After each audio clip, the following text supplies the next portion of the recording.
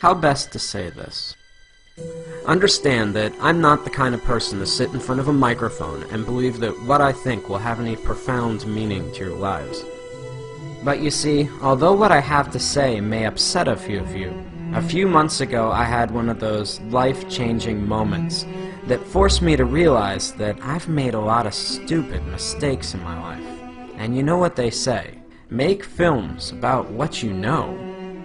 The problem was, why should the thousands of you now watching this believe me when I say that video games were to blame? Understand that I've played video games my entire life, starting with Atari and Nintendo, right up till just a few months ago.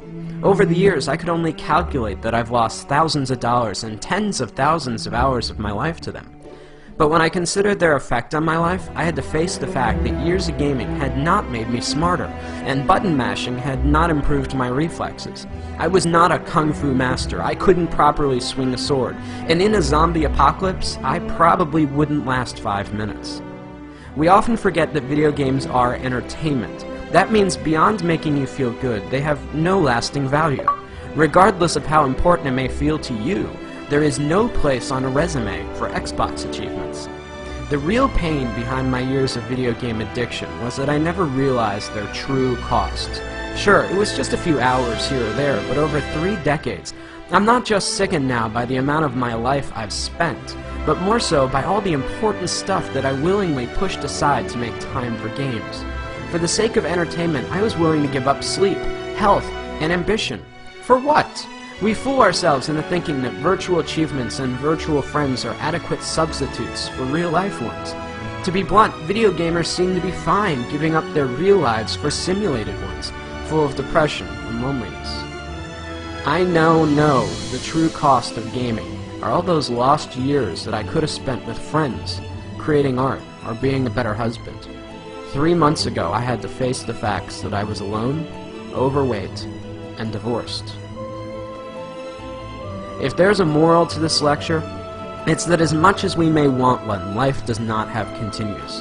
For much of my life, I was eager to trade away countless opportunities, friendships, and love for experiences that don't really exist. I guess what I'm saying is, it took me a long time to figure all this out, and along the way, I missed out on a lot of life.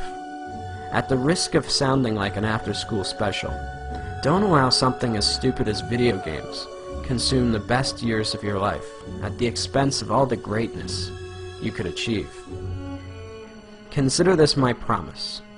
That's a mistake I don't plan to make again.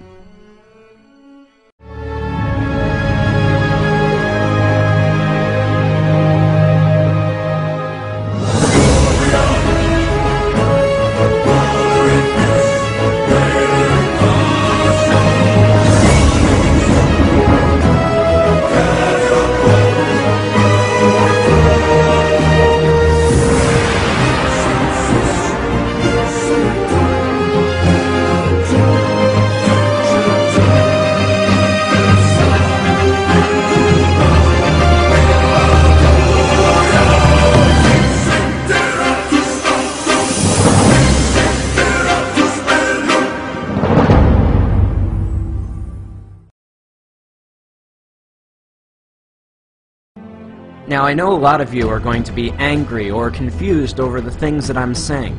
Call me whatever names you like, pretentious or not. Understand that while I don't hate video games or the people that make them, I'm still worried about their overwhelming negative effects that they've had on my generation. But halfway through animating this film, I came across a documentary about the Penny Arcade Convention, and that's when it hit me. Healthy gamers do not dwell away on the games, but instead embrace the community. While there may not be value in the games themselves, anything that brings people together and builds communities that embrace who you really are can't be half bad. As I scan through the images of very different people, all united by a common interest, it gives me hope that something good may still come out of all this. We are the first generation forced to find a balance between letting technology improve our lives or risk allowing it to dominate us. In reality, does Warcraft or Facebook improve your social life, or are you sitting at home alone? Either way, the only thing I know is that I'll never find out sitting alone in front of my TV, and neither will you. Whatever you choose, remember, in this game, you only get one life.